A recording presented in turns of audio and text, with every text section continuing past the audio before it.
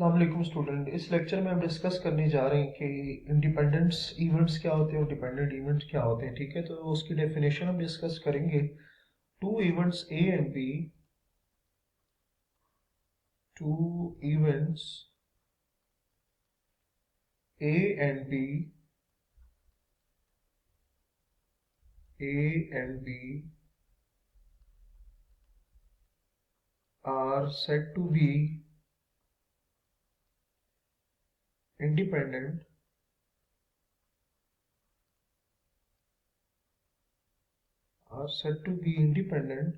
if occurrence of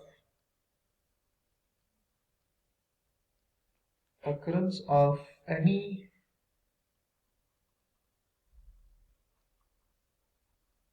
one of them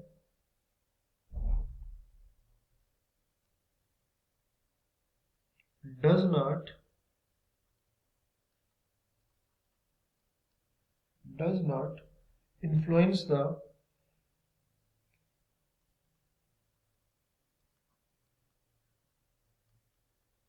influence the occurrence of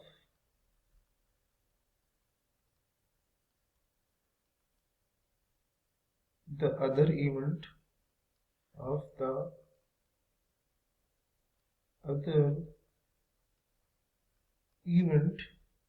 ठीक हो गया।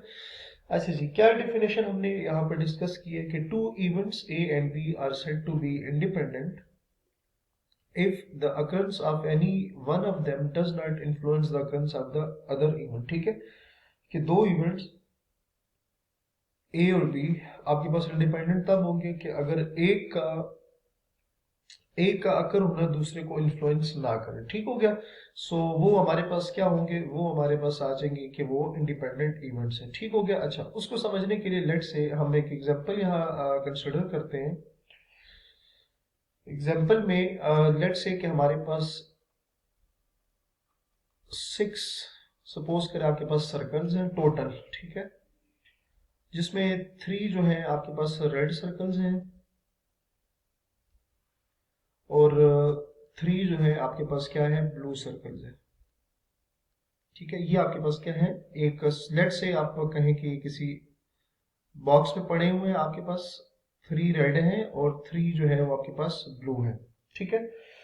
अच्छा जी, आपने क्या फाइंड करना है, आपने इसमें ये फाइंड करना है कि रेड सर्कल को पिक करने की क्या प्रोबेबिलिटी है। ठीक है, रेड सर्कल को पिक करने की प्रोबेबिलिटी क्या है। लेट्स से मैं कहता हूं कि probability of picking red ball, मैं उसको R1 से रिप्रेजेंट कर देता हूं। ठीक हो गया। इसमें आपने करना ये है कि आपने दो जो रेड सर्कल्स है वो पिक करनी है, और पिक ऐसी करनी है कि एक के बाद दूसरे तरतीब के साथ, दोनों को इकट्ठा नहीं पिक करना, दोनों को आपने बारी बारी पिक करना। लेकिन आपने पिक कितनी करनी है, 2 करनी है। ठीक है, तो मैं कहता हूँ कि R1 मेरे पास एक इवेंट है जिसमें मैं क्या कर रहा हूँ, एक सर्कल को पिक कर रहा हूँ, रेड सर्कल है। और उसके बाद फिर दूसरा इवेंट क्या होगा, दूसरा इवेंट भी मेरे पास वही होगा कि मैं क्या करूंगा, जो दूसरा रेड सर्कल होगा उसको पिक करूंगा। ठीक है, 2 मेरे पास इवेंट हो गए। पहले इवेंट क्या है कि एक सर्कल को पिक करना रेड सर्कल को, दूसरे इवेंट क्या क्या है कि दूसरे सर्कल को रेड सर्कल को पिक करना है। ठीक है, 2 आपके पास इवेंट है। क्लियर हो गया। अच्छा जी, अब आपने रेड रेड जो है मतलब पहला आपके पास जो चांस है जिसमें आपने एक रेड सर्कल को पिक करना, उसकी प्रोबेबिलिटी आपने फाइंड करनी है। तो उस केस में आप देख सकते हैं कि रेड सर्कल आपके पास कितने हैं, 3 है। तो मतलब आपने चूंकि तीनों में से एक सर्कल पिक करने से मतलब आपके पास 3 वेज है। अब 3 वेज, या तो ये पिक करेंगे, ये पिक करेंगे, ये पिक करेंगे, आपकी मर्जी है। तो इसका मतलब क्या, आपके पास 3 रेड सर्कल्स हैं, आप 3 में से एक पिक कर सकते हैं। ठीक हो गया। अगर यहाँ मैं कलर चेंज कर दूं, उसको रेड ही रहने देते हैं। ठीक है, तो कितने आपके पास सर्कल है, 3 है। तो मतलब आप तीनों में से कोई एक पिक कर सकते हो, तो आपके पास 3 आ गया। ठीक हो गया।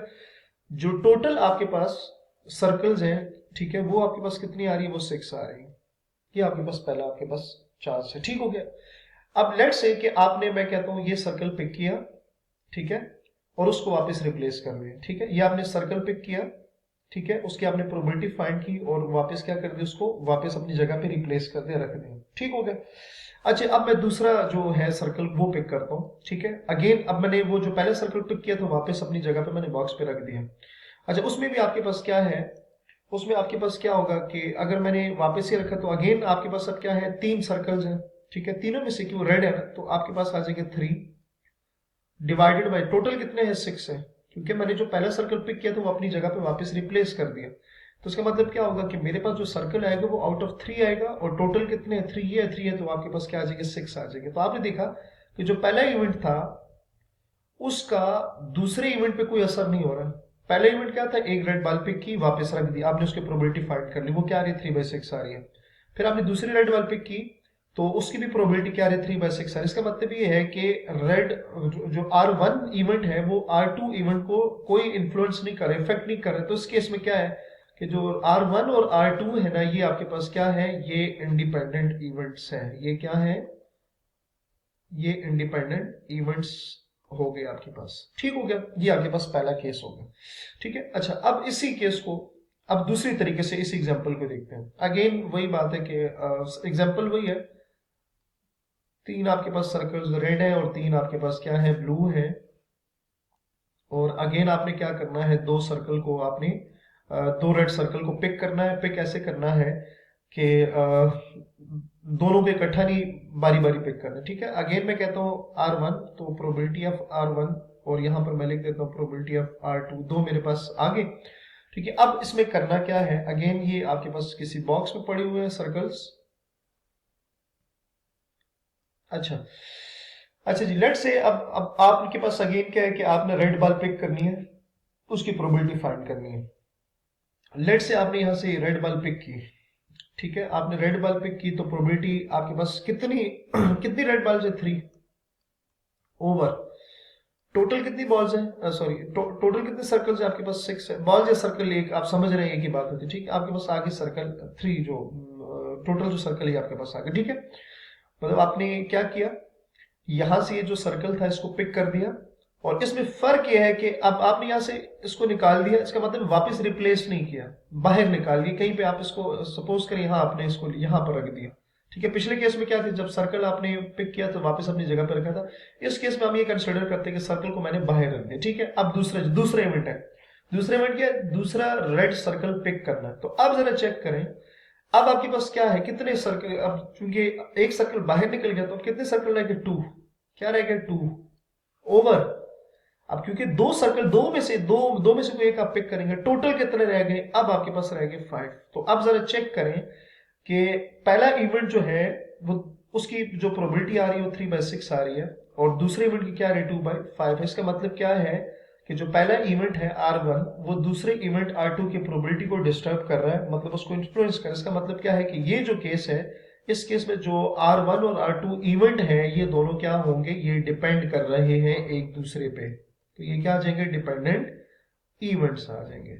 ठीक हो गया, तो आप देख सकते हैं कि एक का जो प्रोबेबिलिटी है वो दूसरे को क्या करे, इफेक्ट करे। तो उसका मतलब क्या है, R1 और R2 जो इवेंट आपने लिए थे वो दोनों एक दूसरे के क्या है, डिपेंडेंट है।